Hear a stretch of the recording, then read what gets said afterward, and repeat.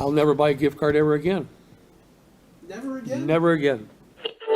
School staff will have to get out the measuring tape, keeping track in a daily log. Snow piles will have to be between 1.8 and 3 meters high. If the rules can't be followed, kids should wear helmets. This is the gentleman throwing my package to the door, taking a picture of the package he just threw at my door. Minutes later, Kushner's security camera shows the driver picking up the package off the porch and then driving away. You are listening to Keep Canada Weird. Hey, it's Marin Airport. I want to wish you a Merry Christmas.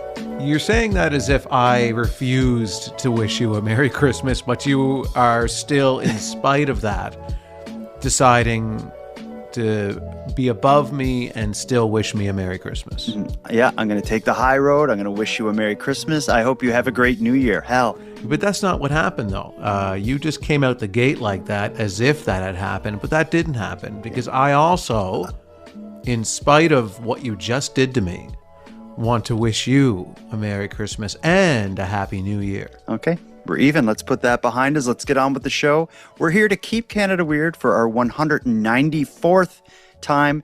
This is something between a Christmas special and an escape for everyone from the hustle and bustle of Christmas time. Because a lot of people are going to be hearing this on the 26th of December, and at that point, they've probably had more than enough Christmas stuff. And for those people, if they're considering tuning out right now, thinking Aaron and Jordan are just going to rant endlessly about Christmas, don't worry. We got a lot of weird Canadian news stories, but a lot of it does involve Christmas. Before we get into the weird Canadian news stories, though, let me ask you, Aaron, do you have a special drink there? I do, actually. Perhaps like eggnog?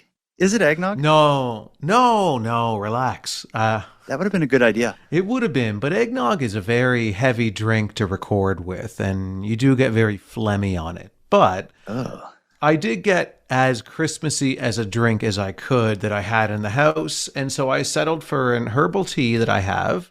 It's by the company Stash, and it's an apple cinnamon herbal tea. That's definitely, that sounds delicious. You're turning over a new leaf with all this herbal tea. I'm in Cape Breton Island here visiting some family, so I have access to Robin's Donuts. I'm actually drinking the tail end of a Robin's coffee right now that I picked up this morning with a breakfast sandwich. But on the side, when push comes to shove, I do have a Diet Pepsi, my old staple for when we need it. But let's enjoy our drinks. Let's get on with the night. I'm excited for the stories tonight. We have some good ones. And the first weird Canadian news story is going to come in the form of a listener recommendation. This is actually a story I had heard nothing about. An anonymous listener voicemail came through, and it opened my eyes to the first of two Santa Claus behaving badly stories we have tonight. Hey, Jordan and Aaron. I just thought you guys may like to know for your Christmas episode that a Calgary mall Santa recently had to be replaced because he slapped a child while working. The animals are no longer uprising, and it is instead Santa Claus. That caller may be onto something, but they're just opening the doors to what happened in their voicemail. That I'll call it the Calgary's slappy Santa Claus. I typically turn to you to read the stories, but I'm going to handle this one. I'll get you to handle in a moment the statement the mall released. Okay. Here's a bit more on this story. In the classic Christmas film Miracle on 34th Street, a child tugging on Santa's beard is a moment of wonder. But in real life, as we found out in Calgary recently, it can go very differently. A mall Santa in Sherwood Park, Alberta, has been removed from his post after slapping a young boy's hand when the child pulled on his beard. The incident happened at the Sherwood Park Mall, just east of Edmonton. The mall issued a public apology to the child and his family, calling the incident completely unacceptable. In a statement posted to Facebook, the mall confirmed the Santa involved has been removed from the program and will no longer be returning. Now they're quoting the mall. Ensuring that each child has a magical Christmas experience is of the utmost importance to us. Cherry Hills Programs, the company that recruits and trains Santas for malls across Canada, said it's aware of the situation and confirmed the Santa was in fact immediately replaced so the families can continue their holiday visits for the remainder of the season. What do you think of this? It's almost like, maybe when you see a horror movie and maybe there's a zombie-like virus going on and it infects your parents. And your parents like are attacking you and trying to kill you. And it's just this notion of these people who you love and cherish turning on you violently and trying to hurt you physically, trying to kill you possibly.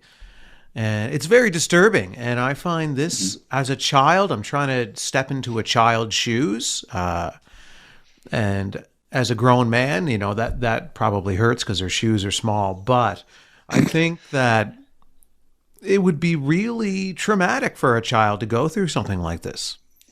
I wonder how hard the child was slapped. So by the sounds of it, the kid reached up, grabbed Santa's beard, and he slapped the kid's hand. There's different ways that can happen. It can be, you can slap it away from the beard, which is like a strong push, or there can be a slap that creates an audible.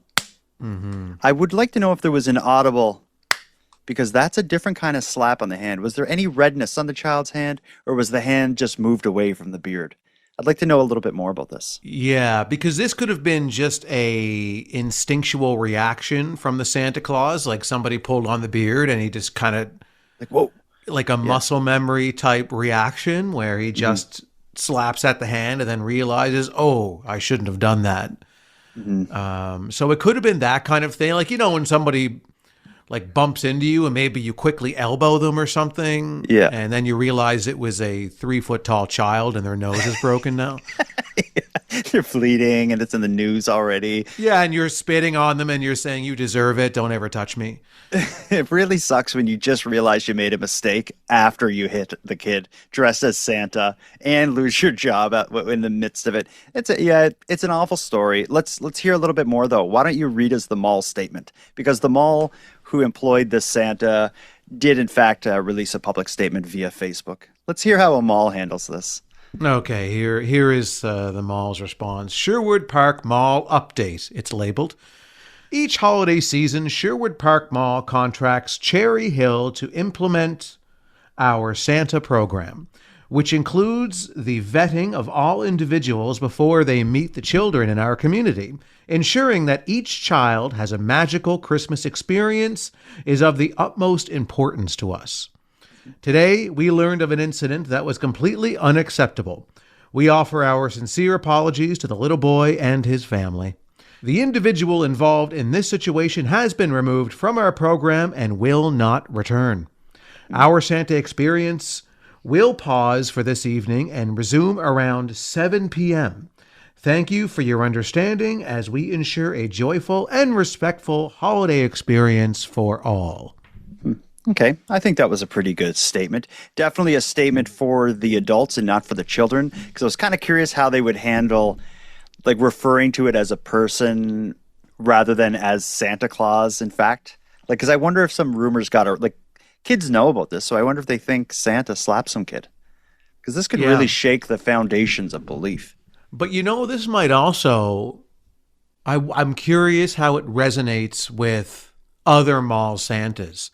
Maybe they're celebrating it. Maybe they're like, it's about time one of us did something because we are being clawed at and climbed upon and disrespected, and nobody ever asks us what we want for Christmas. They only ask what they want for Christmas. And so maybe they're finally like silently supporting this mall Santa that went rogue and slapped this kid's hand. Well, there is a seedy underbelly to Santa Clauses, as we'll hear in tonight's episode. As I said, this isn't the last Santa behaving badly story we're going to have tonight. But the whole mall Santa thing, I think it's an interesting position that it puts Santa in to actually show up and interact with children. I bet you there's a lot more stories relating to mall Santas than what make the news. I imagine there is a deliberate cover-up of some of these stories just because of what it would do to the community if all of the bad Santa Claus stories got out there. I did notice a mall in Halifax in a community called Bedford What they have at the mall is you don't sit down and meet Santa. They have the Grinch, and you sit down and meet the Grinch. And I actually thought that was a better idea. Oh, why is that better? I think it's just interesting. Because the standards are lower? The standards are lower. If you behave badly, it's not going to affect kids. They're like, of course, like the Grinch is such a prick. Did you know that the word prize in French is spelled Prix? So if you want to call someone a prick, you can call them a French prize. But it's like if the Grinch did something awful, it's not going to affect anything. It's what's expected. But I think the issue with having the Grinch there is when the kids go up and sit with the Grinch, what do they say to him? Yeah, it's like, what do you want to take from me this Christmas? Like, but maybe it could be a good opportunity for the kids to sit. Each kid individually would sit down with the Grinch for a minute and try to convince him like why Christmas is special. Like something like that could be interesting. yeah. Why don't they just have a AI generated Santa Claus? Oh God, don't give them ideas. That's coming. You know it is. Yeah, like a hologram, a Santa Claus hologram, hologram. yeah. You go up and you know, before they go in, they enter in the child's name, what they want for Christmas, and Santa Claus is just like, "Hello, Timmy. Oh, I understand. I read in your letter that you want a Grinch to do Christmas next year for Christmas." AI would be a good fix for that for this situation. I think it's coming, but I'm just recalling a prior story we had in a Tesla vehicle where the in-vehicle AI tried to get the child to send nudes to the AI. So maybe let's give it a couple of years. We'll stick with the maybe drunk, maybe sober mall Santas for now. One last thing about this. Do you think he slapped the beard because it was a fake beard and he didn't want to reveal his true identity? And if so, do you think a prerequisite for being a mall Santa is a natural beard? Well, the natural beard is very difficult. You're going to deplete your stock of mall Santas down to almost a handful. So you're basically, it has to be somebody older. It has to be somebody who can grow a full white beard.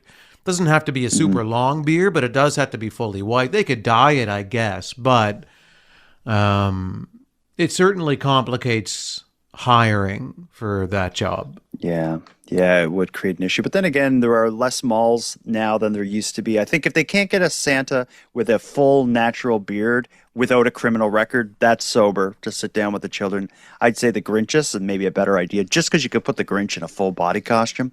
But this is a discussion for another day. We may have to we'll continue this conversation next Christmas. Let's take our first break. When we get back, we're going to get to the first duo of stories. This duo will include a Santa behaving badly, but it's going to have another porch pirate, our second, I think, in as many weeks. Let's take a quick break. When we get back, we'll have some dumb Canadian crime stories.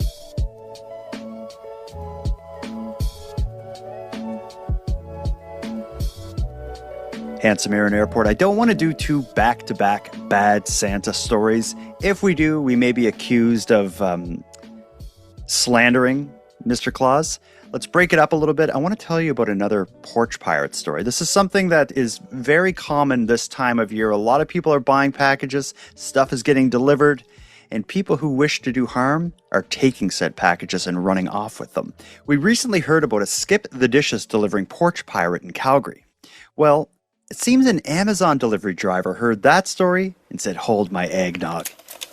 Sandy Kushner loves Christmas. I did a lot of Amazon shopping this year. But there'll be one gift A makeup product. missing from under her tree on the 25th. It was just a little compact for my daughter. An Amazon purchase from third-party seller Hercules Geek, shipped via Ascendia and shown as delivered in her Amazon account orders on Sunday, December 14th. It said it had been delivered. So I went through everything and I couldn't find anything. But when the Kelowna woman went through her security cam footage, she discovered why. This is the gentleman throwing my package to the door, taking a picture of the package he just threw at my door.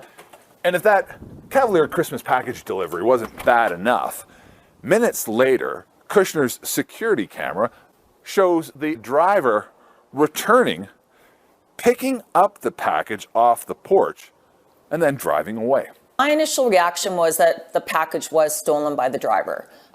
When I kind of put it out there to other people, they then questioned me going, well, maybe he dropped it often it was the wrong address. Global contacted Ascendia to see if there was some sort of mix-up.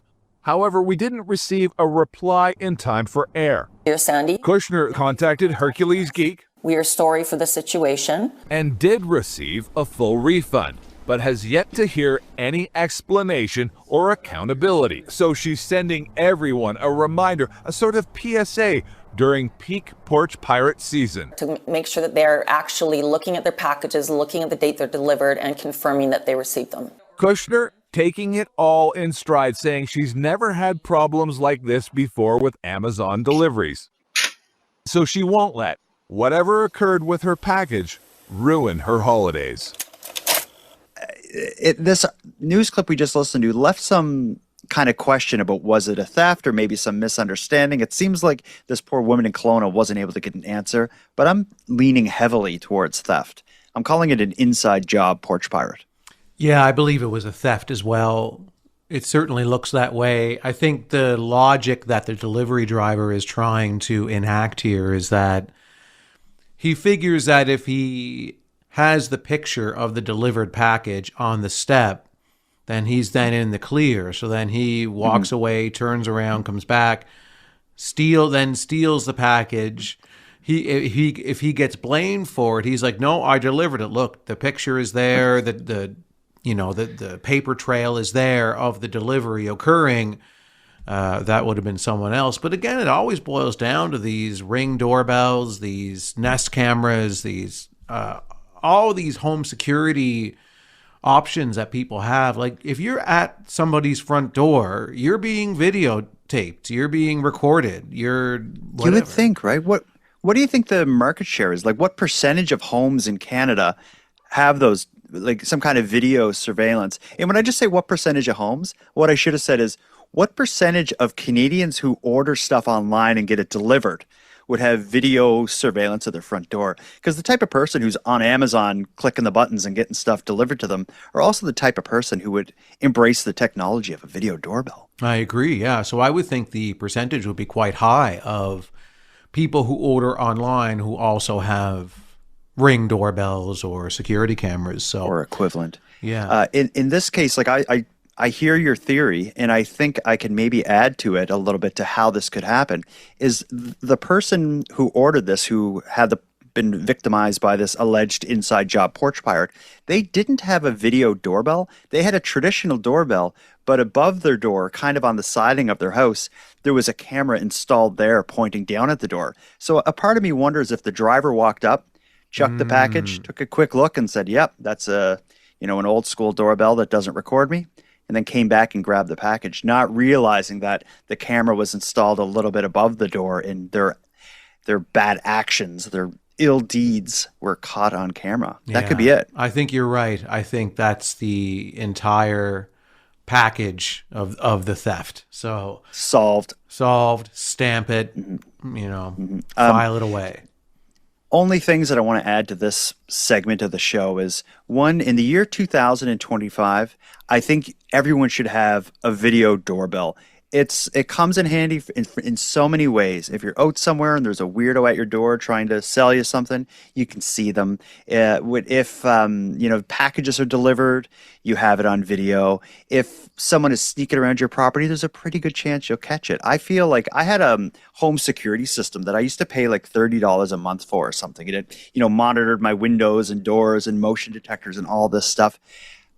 The amount of comfort that gave me when I was away from my home pales in comparison to the comfort I get from my video doorbell system, where I can just look at my phone and see in high definition what's happening right now. And I have cameras on both sides, like at both doors of my home. I have cameras inside, one that just looks at my backyard. And it's like, I couldn't imagine not having it. And for how little that costs, let this be an ad right now for people out there. Go get video doorbells if you don't have them. It makes you feel better, and maybe you'll catch something crazy like a Amazon driver grabbing your stuff. Yeah. What's common as well with these types of circumstances, where whether it's someone who works for Uber Eats or works for one of these delivery companies, these are third-party companies or individuals. So they're not employees directly of the company that is using them to deliver the items. So I find the responsibility is always passed along to, like, so there's nothing we can do about it. That's a third party that we contract out to do these deliveries, or Uber Eats, those are just contractors that don't work directly for us. So there's nothing we can do. So that's the way the systems are set up, so that it feels impossible to get proper justice when you have direct, clear as day footage of somebody delivering for that company, stealing from you, and there's still nothing you can do.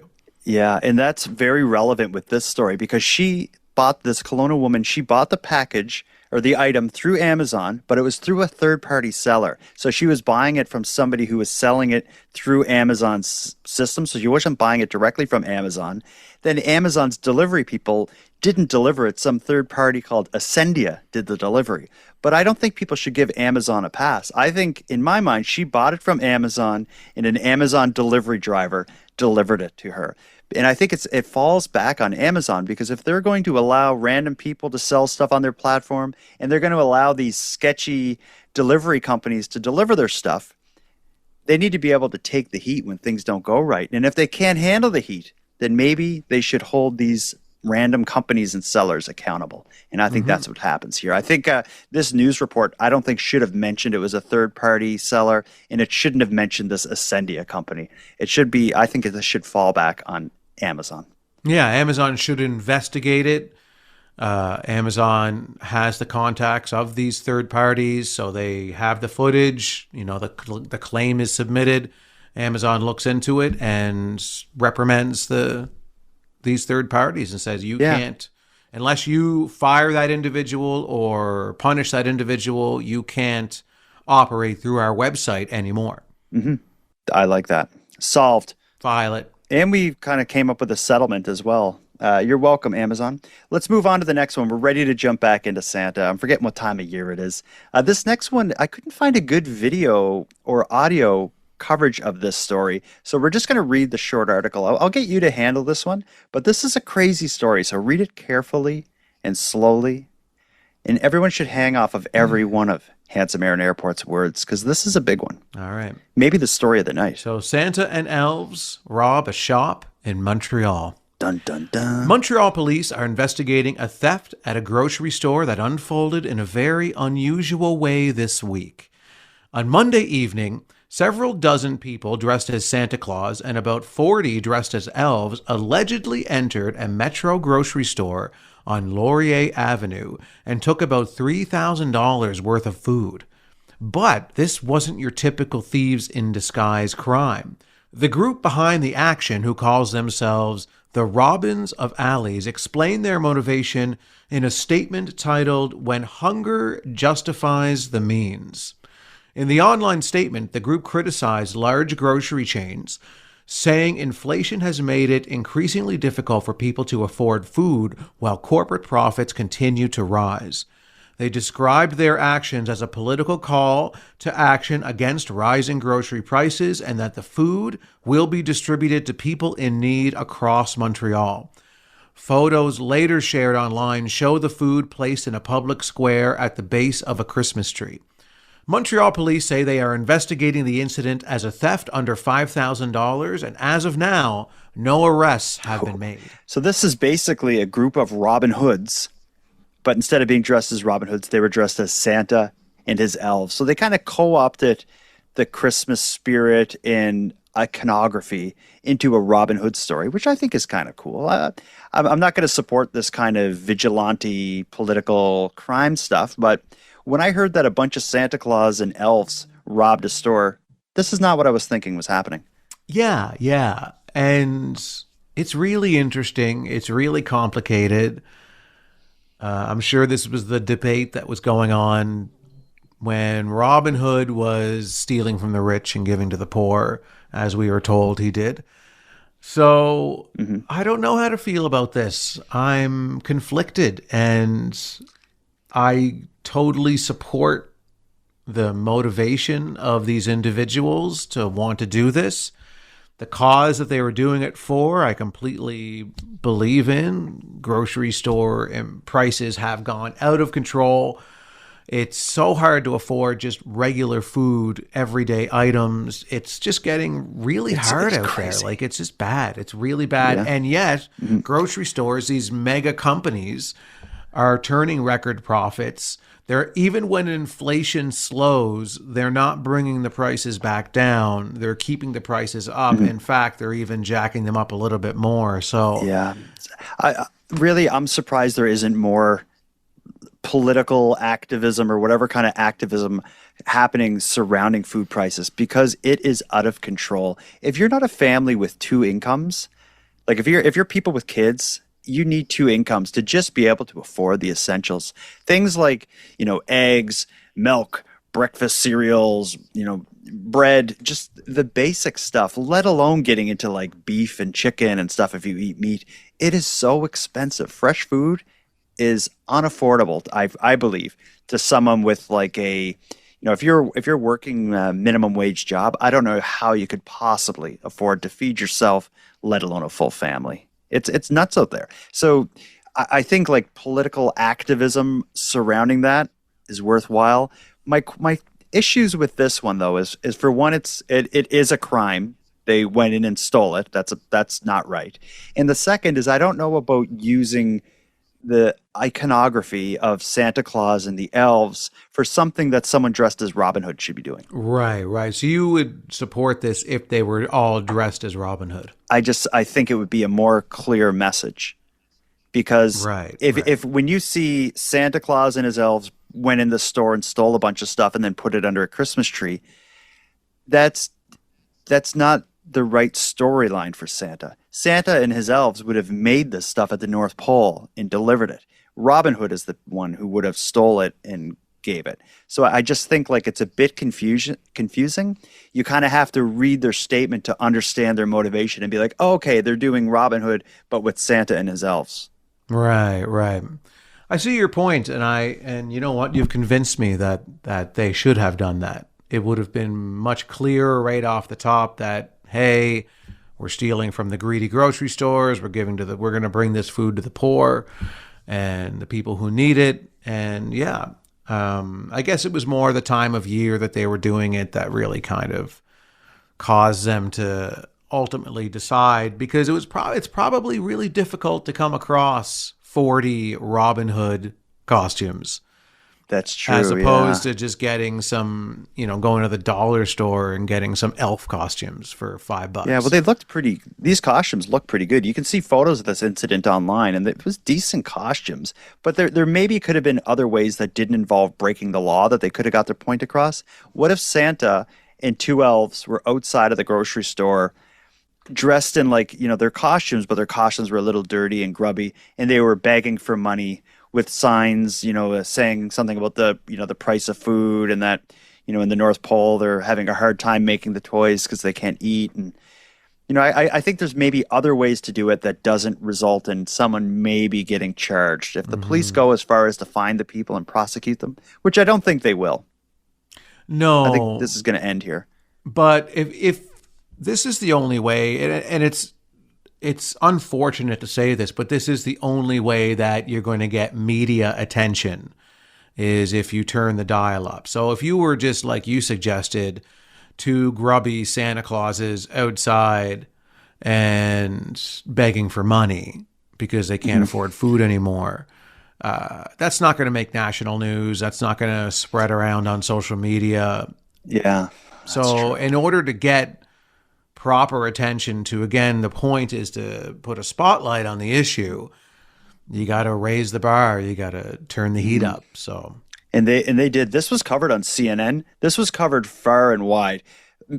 People around the world who have never heard of Montreal or Quebec have heard about this story. So yeah, mission accomplished. I just hope that the message gets out that it's Santa and his elves were actually doing a Robin Hood thing. Like, I worry that the salacious appearance of Santa and the elves robbing a store will get in the way of their message getting through. But I think given what they wanted to do, I think they probably achieved it. yeah, I'd say so. Yeah. So in terms of, hopefully they kind of get away with it, and it seems like they were doing a good thing. It's, again, stealing is technically wrong. So what are we going to say about it? That's true. Before we get to our next break and our next set of stories, let me just ask you, given the high price of food, is there an item that you find is like a really good deal that when you're at the grocery store, you feel like you're actually robbing them because you're buying this one item that's so cheap? Yeah, rotisserie chickens. You've talked about this on the show before. I buy them all the time because they are... And you can stretch them out, right? Stretch them you get out, a couple days. yeah, no, they're great. Tell me what you do with a rotisserie chicken. Well, this is really personal, but... Well, when I open it up, I start eating it right away with my bare hands. But then I stop.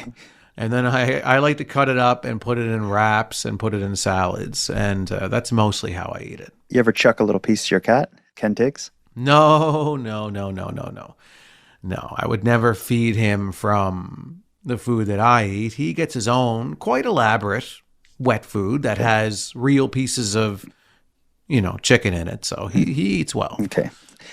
If I had to say my food item that I think is just a shockingly low price, I'm going to say bananas. I love bananas, and I just don't get why, like, inflation has hit every product except bananas. I feel like bananas cost the same now as they did when I was a kid. If you showed up at the grocery store with a backpack, like, you could fill the thing with bananas, and it would cost you like $4.50 or something. They're dirt cheap, and I can do so much with a banana. I'm not afraid to put peanut butter and banana on a sandwich. I love that. I make wraps with peanut butter and banana. I'll just walk down the street with a banana. It's so portable and easy to use. Its packaging is compostable. It fits in your pocket just fine. And I'll tell you what, my dog Penny loves bananas. And there's not a lot cuter than seeing, like, I break off a chunk of the banana and chuck it, and she catches it. But a dog's teeth and shape of mouth just isn't great for chewing a banana. So it's this big, complicated, messy thing when she has a banana, but she does like it. But all that to say, when I buy bananas, I feel like, am I getting away with something here? No. Bananas are legal. You're okay. Okay, good. Let's take our second and final break. When we come back, we have two Canadian what the frig stories. One of them does involve gift cards, and my favorite thing to do this time of year is rant about how much I hate gift cards. We're definitely going to be doing that tonight, but we'll get into that after this final break.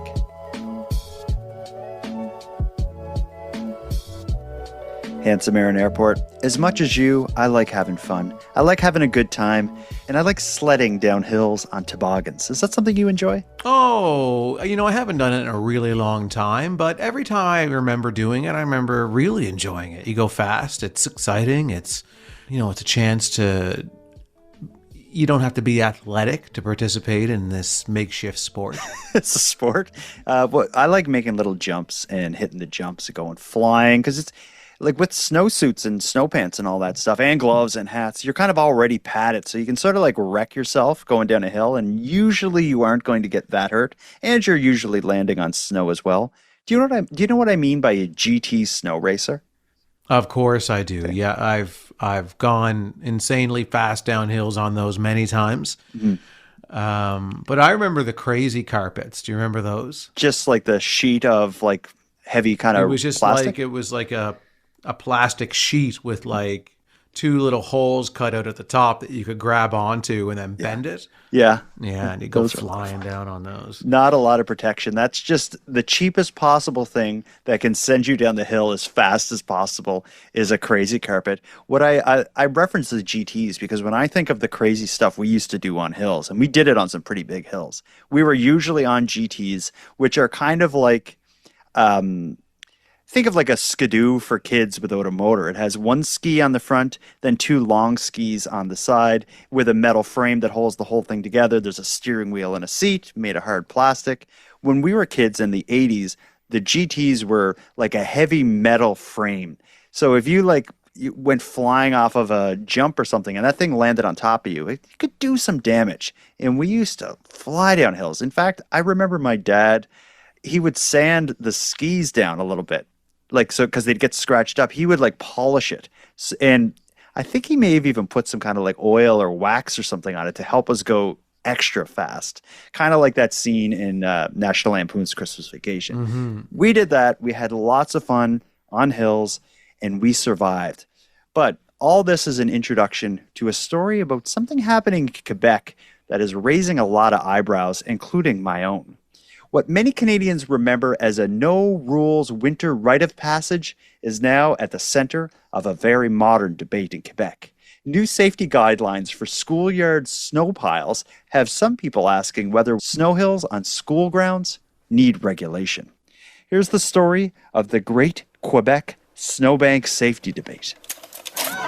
A winter tradition in many Canadian schoolyards, jumping, sliding, and rolling down big mounds of snow. But now some Quebec schools are being encouraged to follow a long list of safety rules, including possibly wearing helmets. The people who are in fear are the adults. That's the problem. I think that's kind of ridiculous. I think kids are kids. Playing in the snow is normal. The guidelines, issued to dozens of school districts, come from a group insurance association aiming to avoid complaints from parents and potential lawsuits. School staff will have to get out the measuring tape, keeping track in a daily log. Snow piles will have to be between 1.8 and 3 meters high, with a grade of about 25%. If the rules can't be followed, kids should wear helmets. This school district spokesperson says her schools plan to follow the guidelines. If hills don't comply, they will be closed or made smaller so students can still have fun. Je trouve ça un petit peu exagéré. But Quebec's premier weighing in, arguing the idea of kids wearing helmets in the schoolyard is excessive. I'm a bit concerned in terms of trying to be overly prescriptive around how we provide those kinds of environments. The Canadian Pediatric Society says outdoor risky play is an essential part of childhood development. And its 2024 report found taking chances and even getting hurt to be key to kids' mental, physical, and social well-being. There are no consequences if schools don't implement the rules, many trying to strike a balance, keeping kids safe while letting a little bit of a tumble still be part of the fun. We set that up talking about like tobogganing and sledding and crazy carpets and everything else. This isn't even regulation of that sort of outdoor play. This is just looking at, like, on school grounds, kids getting on their butts and sliding down a little hill. It's suggested that those hills be measured and logged, and if they don't meet specific requirements, the children should be wearing helmets if they want to go on them. And yeah, this seems as something that is never going to work. No, I agree. And I'm just thinking, with everything that teachers have to deal with in the classrooms these days, now they have to go out and measure snowbanks. Yeah. And then police who plays on them. And then, I mean, kids aren't bringing helmets to school with them. So is the school going to provide helmets? And this is just snowballing into something that's way more complicated than it needs to be. And this is a situation where insurance companies are stepping in and just completely buzz-killing on winter for these kids. Yeah, I like the idea that if the snowbanks don't meet the regulations, they will close the snowbanks. How does a school close a snowbank? Maybe they put a little sign like, hey, kids, don't climb this awesome snowbank and slide down it. It is not going to work. The whole like helmet thing, I bet you those, if you interviewed a bunch of teachers here on Keep Canada Weird, I bet you they would say they'd be fortunate if the kids showed up with snow pants and jackets, let alone helmets. Like, that's not going to happen. And yeah, as you said, and I'm just picturing the kids, like the teacher measuring the snowbank, and we're like, no, got to shut it down. And then a big bulldozer coming over, and just as the kids are all standing, watching, crying, as they're just bulldozing this like snowbank over and flattening it, and then the kids just standing around like looking at each other like, what is going on? They've all lost their minds, and I think they have lost their minds. There's this idea that I've been thinking about a lot lately as a parent myself. I want to say, though, I do hear Ken Tiggs flipping in the background. What's going on with your cat? I don't know. Every now and then, like, if I'm not paying attention to him enough, like, you know, I've been in here in the room with you recording, and he was napping, but then he got up and he's wandering around, and he just wants me either to play with shouting, him or feed him more or whatever. So now he's just... Those are probably only the only two things, really. That is the only two things. Yeah, absolutely. So Anyway, as I was saying, is what this story is reminding me of, and something I've been thinking about a lot lately as a parent of now a teenager, is in the year 2025, there's this belief that parents or adults or society is overprotective of children in the real world and far underprotective of them in the digital world or online. And this is a great example of that. If we applied some of what's being done to protect children in the real world and we did that same sort of thing online, I think overall the end result would be a safer place for children. Because I think like on a hill, yeah, you may get a kid or two bump their knee or crack their head, but I feel like the things that are really problematic for children now in the long term is stuff that's happening online. Yeah, and kids need to bump their knees and hit their heads as they're growing up. It teaches them valuable lessons, and it teaches them boundaries, and it teaches them all types of things. So it's like if you're taking that away and just wrapping them in bubble wrap for the rest of their lives, it just creates complete assholes. Yeah, that's a good way to put it. Let's move on from this. Shame on you, Quebec. And children of Quebec, if you see a good snow hill, I'd say slide down it on your butt. Chances are nothing's going to happen. Even if it's too steep. All the better. Yeah. Let's move on to the final story of the night. This is probably going to lead to me ranting about gift cards. That's something I cannot stand. And this time of year, everybody's just going out and buying gift cards, and it makes me completely insane. I'll call this segment, Gift Cards Are Worse Than Pointless.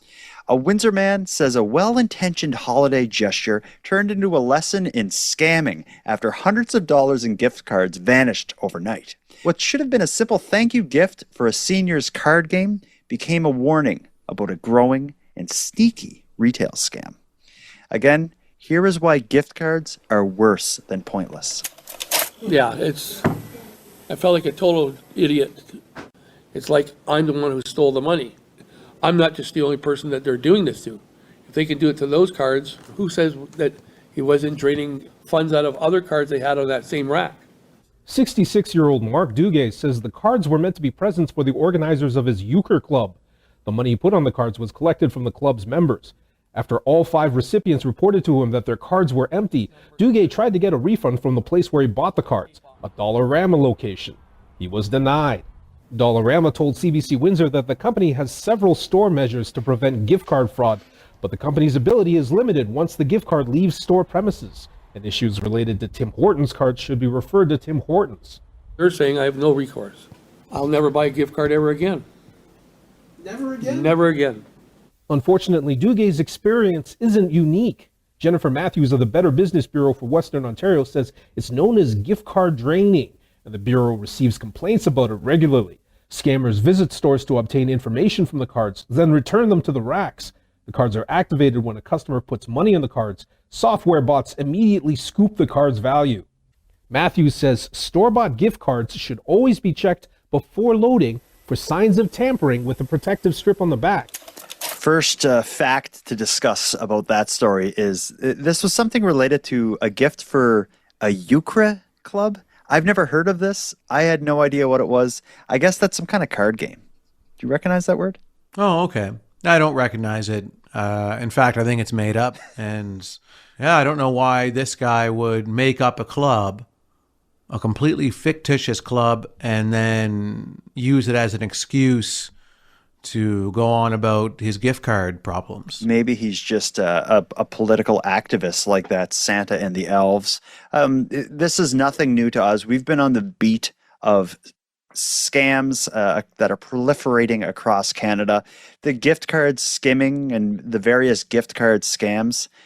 Yeah, it's very common. What's happening here at a lot of times is like when you go in a store and the gift cards are like kind of on display where you can touch them, they're not worth anything until they're activated. Someone goes into a store and they just take a handful of the unactivated gift cards, steal them, bring them home. They open them up. They take carefully open them up, take the codes from them all, and then put a new like fake scratch off thing over it, seal it back up, walk into the store and put them all back on the shelves. That's what's happening.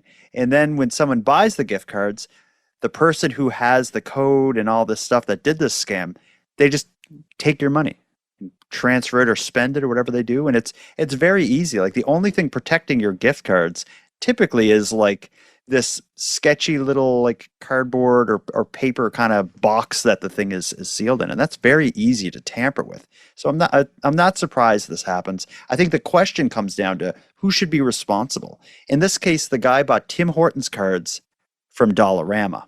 Who do you think should be responsible for this?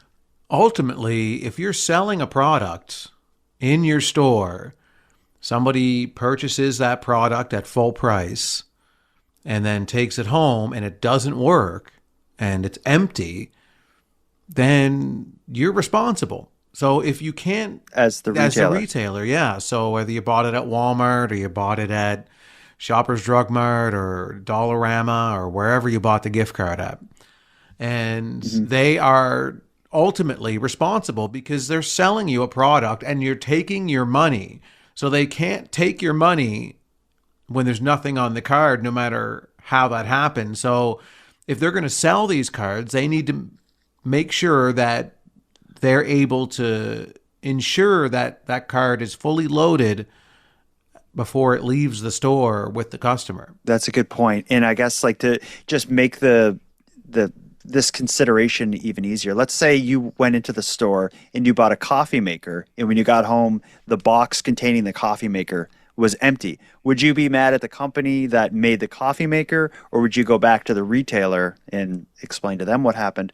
And yeah, I think this it kind of comes down to a lot of the same ideas we had when we were talking about the Amazon packages and stuff with the outsourcing of the delivery drivers. I think if the retailer is going to sell the gift cards, you're making the deal with the retailer, not with the company on the gift card like Tim Hortons. So I think that their complaint should be with Dollarama because they bought a faulty item and they want to return it or whatever.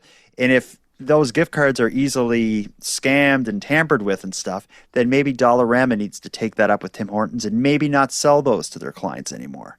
Like I think I think I agree with you. It should fall on the retailer selling it. And if they can't make it work, then they shouldn't be selling them. I agree. They shouldn't be selling them if they can't guarantee the product. That was always the thing over the years, is that products were guaranteed. They're not anymore. Nobody wants to take on any liability anymore. We saw that with the snow hill story we just talked about. Yeah. Nobody wants to take liability of anything, so nobody is allowed to do anything. And nobody is allowed to complain, and we just have to sit here and just take it now. And that is what's happening because, we sold you that. We took all your money for it, and, it was empty? Oh, well, yeah, that scam's been going around. You just not much you can do about that. Yeah, you'll have to talk to Tim Hortons about that. Yeah, and then they'll tell you to talk to somebody else, and they'll say, well, we get those cards done by a third-party company, so we're not liable or responsible for any issues that stems from that company. You'll have to talk to them, and then they'll tell you to talk to Tim Hortons, and then... It all boils down to me that gift cards are pointless. I often say that they're just that they're just an inconvenient version of cash. And I say inconvenient because they're like cash and they're as easily stolen as cash, but it's cash that only works at one specific place. And it's also cash that you don't always get change for. If I gave you right now a $50 Robin's Donuts gift card, you'd probably end up spending like $48 on it, if that, and the rest of it would just get like thrown away. So there's like a tip built in for the retailer. If I gave you cash, you would have that change left over, or you could go to another coffee shop that is your preference. And that's my issue with gift cards. What's the problem with giving someone a Christmas card that says, I hope you have a great Christmas and a happy new year, and putting a $50 bill in there rather than a $50 gift card for the store that you think that person's going to want to go to? I feel that gift cards, in theory, are very good if it's the right gift card. So for my mom, and this will air after Christmas, so we don't have to worry about spoiling any surprises for her. But a lot of years I do often, and this year included, one of the gifts I get her is a gift card to Cineplex. Okay. Which, for people who are unfamiliar, that's a movie theater chain in Canada. Yeah. So if you're going to see movies, that's the place you're going to. So she loves to go to the movies, and she is going to be going to the movies a bunch in 2026. So I do like getting her a Cineplex gift card because it's like, I know you like going to the movies. Here's to get you started in 2026, see some films on me. And it does personalize the giving of the money a bit better, where if you're a movie buff and you love going to the movies and somebody gets you a movie gift card, then it's like, oh yeah, that is more personal because that is something about me that you know about, that I like movies. But there are some gift cards that are just like a Visa gift card or like a whatever, that it's not really personal. It's just, here's some money on a card.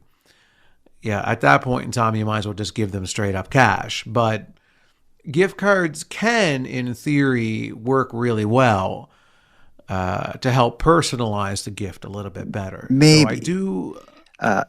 Let me just talk on behalf of Hallmark. So Hallmark is a company that makes cards, greeting cards and Christmas cards and birthday cards and everything else. What if you took, I don't know, a $50 bill, you stuck it inside a Hallmark card that's like, "Dear Mom, you're amazing," and you wrote inside the card in that little white spot at the bottom, "Mom, here's $50. I hope there's a lot of good movies playing in 2026 that you can go see." That personalizes it, right? Yeah. And the money you would spend on the card is like the greeting card or whatever from Hallmark or whoever is probably about equal to how much money will remain on that card when your mom tosses it, or how much risk she's exposed to from fraud and all this other horrible stuff, or just losing the gift card, unlike she would with a $50 bill likely. It's a little better, but it's still not quite as good. And what if my mom is a drug addict and I don't want her spending that cash on heroin, and I want her going to the movies with that card? So I want that money spent on movies. So yeah, how do you? Maybe that is like the one good reason for gift cards, is to give gifts to someone you know and love that you don't trust or that has no self-control. Yeah. Like I would give you cash, but I know you would be at the casino. So here is a gift card for the movies, and you have to go see a movie. I know I'm protecting you from yourself by not giving you something. I know this is inconvenient. There's a risk you could be scammed or lose it, but that's not nearly as high as the risk that you would take a $50 bill to the casino and do something antisocial with it. Yeah, so that's how I feel about it. And I still think not all of the time, but some of the time a gift card can be a very effective way to give someone something. Okay. I would like to hear from the Keep Canada Weird listeners on their thoughts on gift cards. Let me ask the listeners, have you ever seen someone open like a card or a gift and see a gift card in there and have their eyes just like water, like swell up with tears and emotion? No, not the way you are leading. You are leading the listener to the way that question is structured. Okay, yeah. You're forcing them to react a certain way. Of course, nobody has opened up a gift card and their eyes watered. Okay. It's my point is that gift cards aren't always effective, but sometimes they can be a very effective and appropriate gift to give somebody in the right circumstances. Yeah, for the addict in your life. Okay. I'll accept that. Which is my mother. Well, I think we've done enough here. We've kept Canada weird. We were a little Christmassy. We talked about tobogganing. We managed to bash gift cards and Amazon deliveries. And we even had a side order of complaints about food prices here. So I think we've done our work. Anything else we got to do here, Aaron? Have we kept Canada weird? We have. And the only thing left to do is to have a Merry Christmas, because Today, as we're recording, is Christmas Eve. That's right. People on the premium feed will hear this episode Christmas Day. They'll wake up first thing in the morning and they'll open up their phone and listen. Yeah, the whole family will gather around the tree listening to Keep Canada Weird before they open up their gifts. And for everyone else, they'll hear it on Friday, which is that Boxing Day, the day after Christmas? Yeah. We don't have time to get into this, and I know I could Google the answer, but I like to think it's called Boxing Day because there's just so many boxes left around from Christmas, and that's just a day that you just deal with all the wrapping paper and boxes. But yeah, a lot of people will be hearing this on Boxing Day, but I think our discussion surrounding Santa Claus behaving badly and other Christmas gift-giving stuff will still be relevant even on Boxing Day. I agree. Well, there, we're done. Everyone in Keep Canada Weird Nation, every Keep Canada Weird correspondent, every soldier in the Keep Canada Weird Army, it's been a blast celebrating Christmas with you. I hope you have a great time with your family. And Aaron and I look forward to keeping Canada weird with you in the new year. I agree with that as well. Do you want a customized message, or do you just want to send them all gift cards, something meaningful like that? Yeah, everybody is getting a Cineplex gift card this year in the Keep Canada Weird Army. So... I want to wish all the Keep Canada Weird listeners a very happy holidays, and hope they enjoy all their festivities. And Ken, Tiggs, and I will be thinking about them in our hearts. Beautiful. Handsome Aaron Airport. Actually, this is our last episode of the year. So, Handsome Airport, until next year. Jordan Bus Stop Backhoe Bonaparte, until next year. I'm just going to keep it simple, and I'll say it again. I hope you have a fantastic holiday, and I look forward to seeing you again soon. Yeah, and Jordan, until next year, the same rule applies to children with mall Santas that applies to you. Touch my beard, you will get slapped.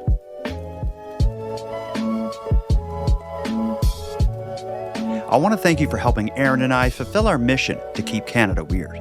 Now, if any one of you listening want to get more involved in what we're doing, we need all the correspondence we can get. So if something weird happens in your area, or if you have any thoughts on anything we discussed tonight, let us know about it. The best way to reach us is by using the voice recorder that can be found at thecanadiangothic.com/contact. Now, I'm going to start wrapping up the episode, but before we part, let us thank a few people. First of all, Aaron and I want to give a big thank you to all the correspondents who contributed to this episode. If your voice message was aired on the show, go back to thecanadiangothic.com/contact and fill out the form to claim your swag pack and Keep Canada Weird badge. We'll happily get it right out to you. Next, a big shout out to Unicole for the intro and outro voiceovers, and Monty Data, who provides the outro version of O Canada that you're about to hear. And then lastly, but most importantly, we have a massive thank you to every one of you listening, as without your interest and your support, this work would be impossible. And for any one of you out there who want to support the show financially and get more out of the show at the same time, please consider the premium feed. Our premium feed subscription costs just a couple bucks a month, and that money will fund the creation of new episodes. But the premium feed will also give you those episodes early, give them to you ad-free, and give you access to a full back catalog of Keep Canada Weird episodes and bonuses. You can go premium at thecanadiangothic.com/subscribe. And even if the premium feed isn't for you, you can still support the show by simply sharing episodes on social media. That's free, and it's a big help. So until next time, take care of each other, hug your loved ones tight, and please keep Canada weird. And keep Canada weird. Please keep Canada weird.